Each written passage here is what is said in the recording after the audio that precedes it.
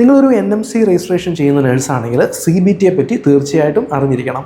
CBT എന്നാൽ computer based test എന്നാണ്. ഇതിൽ 2 പാർട്ടാണുള്ളത്. പാർട്ട് A എന്ന് പറയുന്നത് ന്യൂമറസിയാണ്, പാർട്ട് B എന്നത് ക്ലിനിക്കൽ പാർട്ടാണ്. നിങ്ങൾ ഈ 2 പാർട്ടും സെപ്പറേറ്റ് ആയിട്ട് ക്ലിയർ ചെയ്യണം. ഏതെങ്കിലും ഒരു പാർട്ട് നിങ്ങളുടെ ഫസ്റ്റ് അറ്റംപ്റ്റിൽ ഫെയിലായി പോയാൽ ആ പാർട്ടിൻ്റെ ഫീ വീണ്ടും അടച്ച് ആ പാർട്ട് തന്നെ വീണ്ടും അറ്റൻഡ് ചെയ്ത് ക്ലിയർ ചെയ്യണം. ടോട്ടൽ 3 ചാൻസസ് ആണ് നിങ്ങൾക്കുള്ളത്. ഈ 3 ചാൻസസിൻ്റെ ഉള്ളിൽ നിങ്ങൾ പാർട്ട് A ന്യൂമറസിയും പാർട്ട് B ക്ലിനിക്കലും ക്ലിയർ ചെയ്തിരിക്കണം. CBTയുടെ പേയ്മെൻറ്റ് £83 ആണ്. ഇനി നിങ്ങൾ പാർട്ട് A ഫെയിലായി വീണ്ടും പാർട്ട് A ബുക്ക് ചെയ്യാനാണെങ്കിൽ നിങ്ങൾക്ക് £50 ആണ് ആവുന്നത്. അതുപോലെ പാർട്ട് B ഫെയിലായി വീണ്ടും പാർട്ട് B മാത്രം ബുക്ക് ചെയ്യുവാണെങ്കിൽ £70 ആണ് എക്സ്ട്രാ ആവുന്നത്.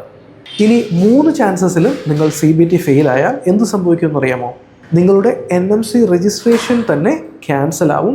പിന്നീട് 6 മാസത്തിന് ശേഷം നിങ്ങൾ ആദ്യം മുതലേ NMCയുടെ ആപ്ലിക്കേഷൻ സ്റ്റാർട്ട് ചെയ്യണം.